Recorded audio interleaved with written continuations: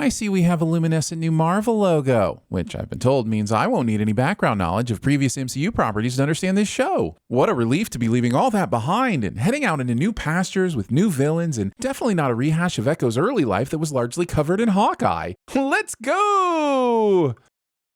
Wait, why isn't a sin coming off the counter? Top-down shots that tease Stargate and or a glowy sphincter, but deliver neither while making me momentarily worry that I've stumbled into another episode of Secret Invasion. What the who, when, where, and why is going on right now? Show had my curiosity, but now it has my attention. Can't wait to learn more about this place. I'm sure they wouldn't show this cave being destroyed and then just not bring it up again for the rest of the episode, right? How is this symbolic woodpecker sustaining itself on rocks? Are there symbolic bugs in rocks? And that's the story of the first Chafa people. Really? That's it? Kind of sparse. To recap, there was a cave, something happened to the cave, and someone saved everyone from the cave. Shouldn't be surprised, though. Kids are terrible at telling stories. Everybody should love something that much. This is how Scully finishes a story about a man running naked into a river with a pie. I like your peaches. Scully, you dirty dog. Biscuits will be sad he didn't get to camp with the girls. Who the f*** is Biscuits?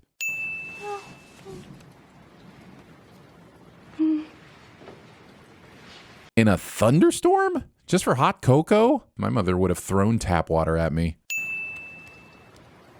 Bonnie and William are conveniently not invited to go to the store, due to their terrible taste in hot cocoa, I presume. I guess it might be too bold to say this never happens, but all automotive glass is either laminated or tempered to prevent this type of death shard. And car accidents are terrible enough without this. Stabbing her through her leg was unnecessary. Did she just check for a pulse? What kid checks for a pulse? Henry got me a job. Where? New York. Isn't that far enough? No. This sounds like she wants him to go far away from the family because of his dangerous ways. But then he takes Maya to New York as well, and I'm all sorts of confused as to why Chula would want him to take her farther away from her family. Okay, I get you're mad, but you came all this way. You're not even going to stop in and see Maya?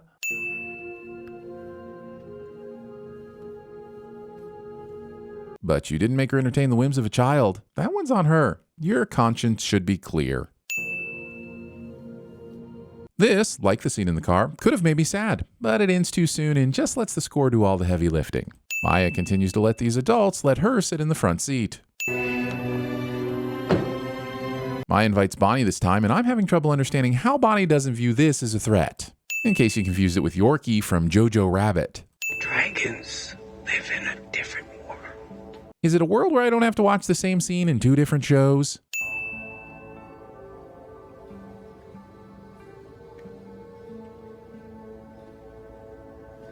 Well, that would make them stronger. I'm calling bullshit. This man knows nothing about dragons. Instead of handing this guy the envelope like a normal person, William makes the handoff as suspicious looking as possible so we know it's suspicious. Title Fight has put its gloves on and would like you to step into the ring. I removed a sin during this exact same scene in Hawkeye, and now in a strange turn of events, I'm adding one because they used the exact same scene from Hawkeye. Hawkeye, Ronan, or Clint, whoever he is at the moment, thinks he killed all of the people here, but still decides to leave by defenestrating himself through shards of glass. But she will go through it alone because processing the death of a loved one in an unhealthy way is one of the best pathways to comic book hero. Oh, shit. How's she gonna get out of this? Episode is about to showcase how badass this character is and really show us what she can do. There'll probably be a cool motorcycle chase and everything. What the f*** is this? Hey, don't you know who that is? This cop is a stand-in for the viewers, who were also told that they wouldn't need to know. This asshole survives this. The weak-ass hinges on this door. Also, I understand the desire to live out your action movie fantasy, but this was a shitty lack there of a plan. Why help subdue the 2 armed men killing your coworkers when you can tackle the unarmed woman frozen in shock in the doorway?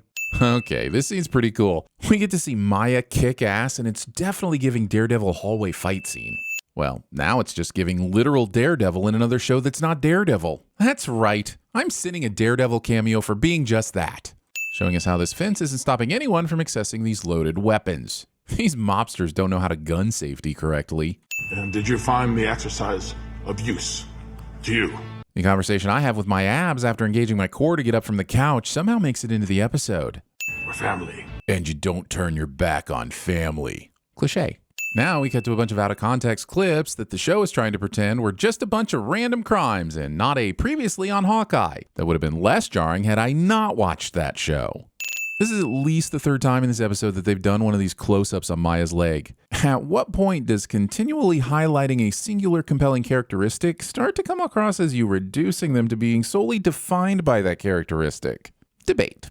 I'd like to thank the episode for all the backstory on everything except this stab wound.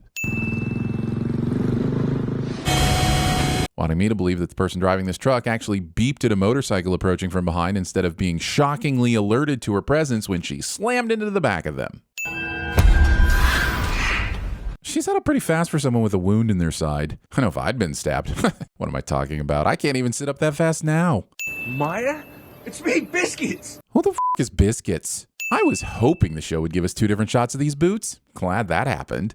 Fire department has disproportionately more ambulances than fire trucks. Terrible defense. How are you supposed to protect my home from fire when you can't even protect the paint? Certainly are a lot of anti-skating rules for some place that wants to make America skate again. Alright, who is this guy anyway? How did they not fit him into the previous 40 minutes of flashbacks? They climb the water tower like they're unlocking a map in Assassin's Creed because Henry has a scope that they can use to spy on Bonnie for some reason. And I guess Maya also needs to show him the large sign on the Fisk shipping building. Good thing, because I don't know how they could have done either of those without being up on a water tower. Also, why isn't Bonnie ever actually out on a call and always outside the station whenever Maya's creeping on her? Also, we don't get an explanation for why this water tower is set up for creeping. Show couldn't even act like Kingpin was dead for more than one episode, or that bullets to the face actually kill people. Spoilers!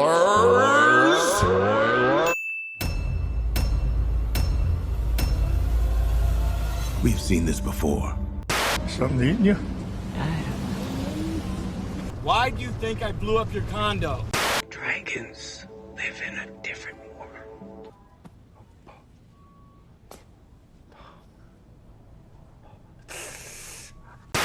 Sir, and you just step back. And I'm walking here! I'm walking here! I'm growing concerned, Maya.